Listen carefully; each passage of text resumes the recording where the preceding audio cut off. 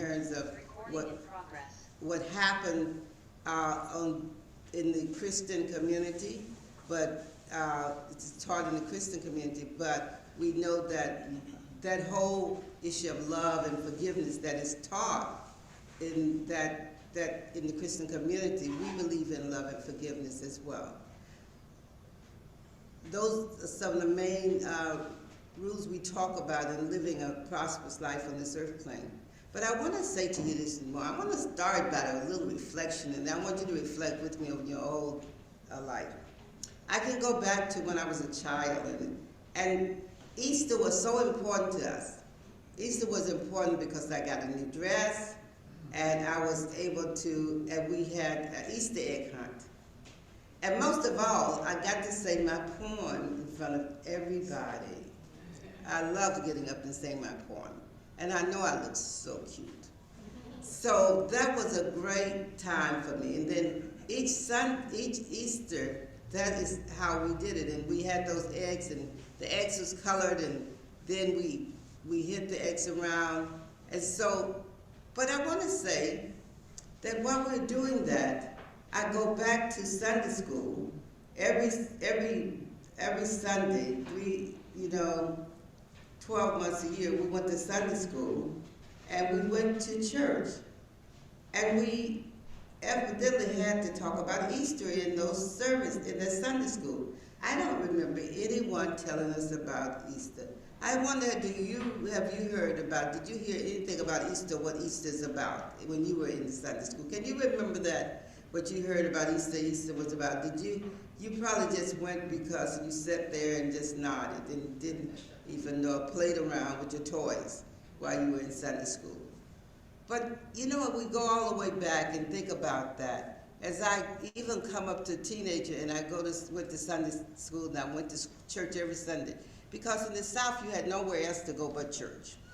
And that's how you saw everybody, by going to church. Because you live so far distance from people, so you had to go to church. So when we went to church, you had Sunday school. You started early in the morning, stayed late at night. So, but I was thinking, we never, even on Easter, we never talked about those things, forgiveness, and love. We never talked about it at all. We never talked about on Easter, all those years I went, no one never really reinforced. Maybe as a child I wasn't listening to the pastor, I don't know. But I think about that as it go on, and I think about how important it is that we understand that with children and understand it with ourselves today, what Easter is really about for us.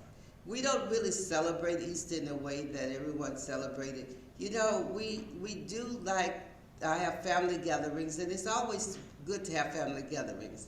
Family gatherings are good, not just sometime of year, one time or twice a year. It's good for year-round to have 2 or 3 family gatherings, because time is passing so fast that we need to have family gatherings, because you could have a family gathering 1 month and not see somebody the next month because they're gone on.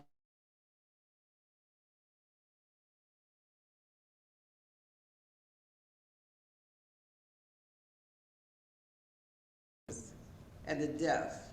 And we talked about eternal life, and death can't be defeated. But I was wondering about that. I was listening to that, I was thinking, and I'm thinking, we believe that there is no death. We believe the spirit comes out of the body and lives forever. So that is eternal life that as well. That body lives forever. The spirit lives forever.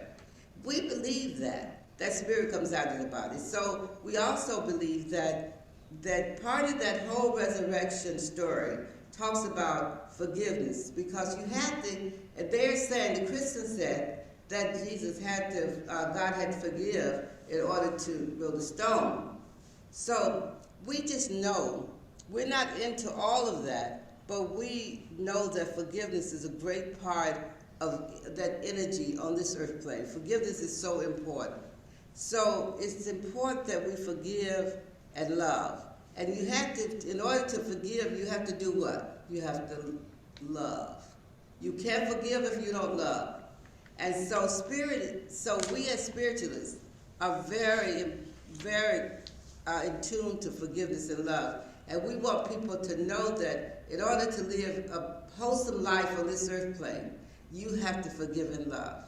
So this day, we try to reinforce that, those things, forgiveness and love, that you need to think about that. And so this spirit just told me this, and they say, you have to roll over back the stone of all those negative things that you think about people. You have to roll those stones over, roll those stones back, all that anger. Roll them out.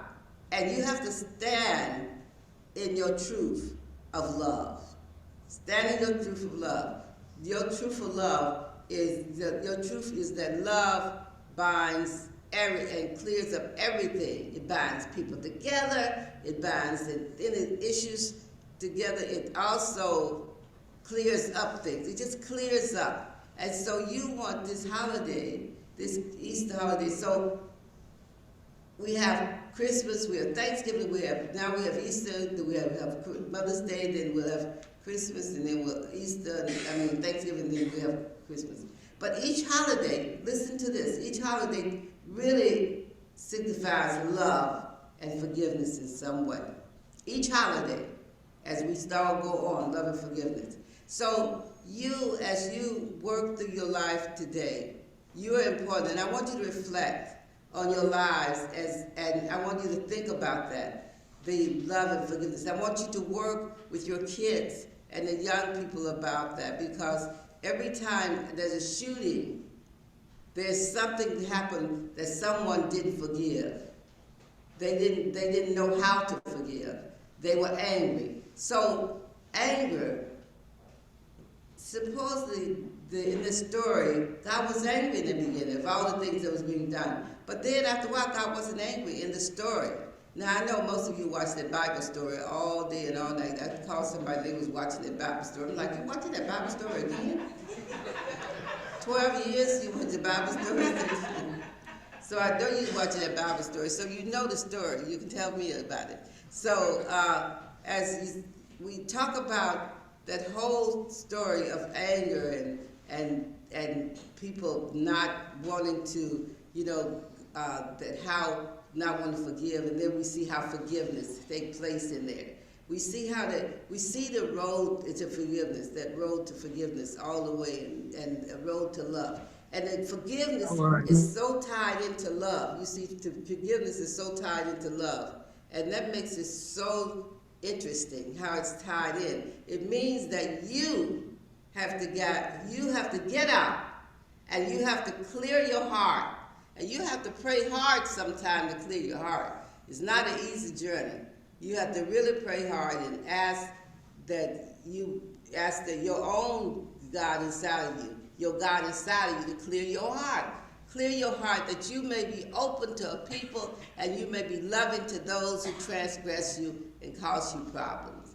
You need to be that. So love is so important to our lives.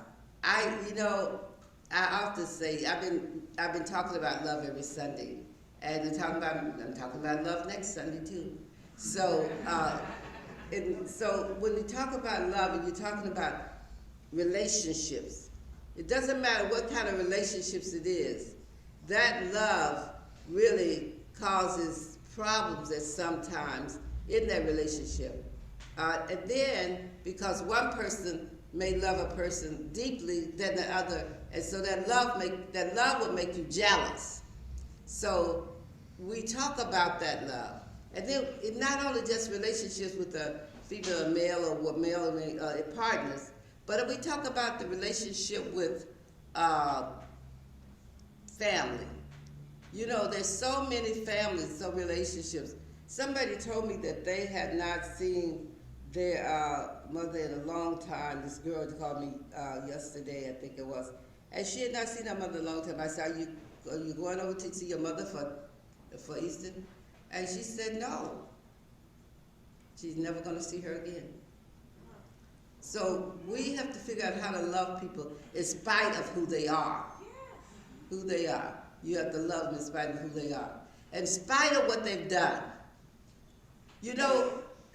It doesn't mean that you wash away all the things they've done and don't realize it and let them do it again. It means that you love them, but you stay in that space that you know that you have your antennas up, not to let them do it again. Because you're important and you love yourself. So we've been talking about loving yourself, which is so important. You have got to be on your own best behavior though in loving, because sometimes we are we're not in our best behavior ourselves in loving. We just, if you treat me bad, I'm gonna treat you bad. So that's not on your best behavior. So we have to use our best behavior. So I tell you this Easter, we're not gonna take you so long, but come back next Sunday. We're gonna talk more about love. But we want to say to you that the biggest gift you can give yourself is loving yourself. That's the biggest gift you can give. The biggest gift you can give yourself is loving yourself. That's better than anybody can give you. To say, I'm the most wonderful thing on this earth plane. And I think that's what we learn sometime in the Easter when you have your little Easter dress on. That's the beginning of loving yourself. You look in the mirror, turn around your mirror and say, I am so pretty today. And nobody can tell you you're not pretty. And so therefore, that starts you on the road to feeling good about yourself. And so I'll leave you with that and say Easter again, happy Easter. And happy Easter to you on that line, and hope this day will be your better day. And Kevin, I think, isn't here. Kevin always say, we're never gonna know what your head is gonna look like. Now my head is bald, there's no hair. So you could know what it's looked like for a while, but it may come up with some hair one day. It just grows hair. So you may see it one day. So just don't worry about it. When you see it, just walk on, how do they say, walk on by?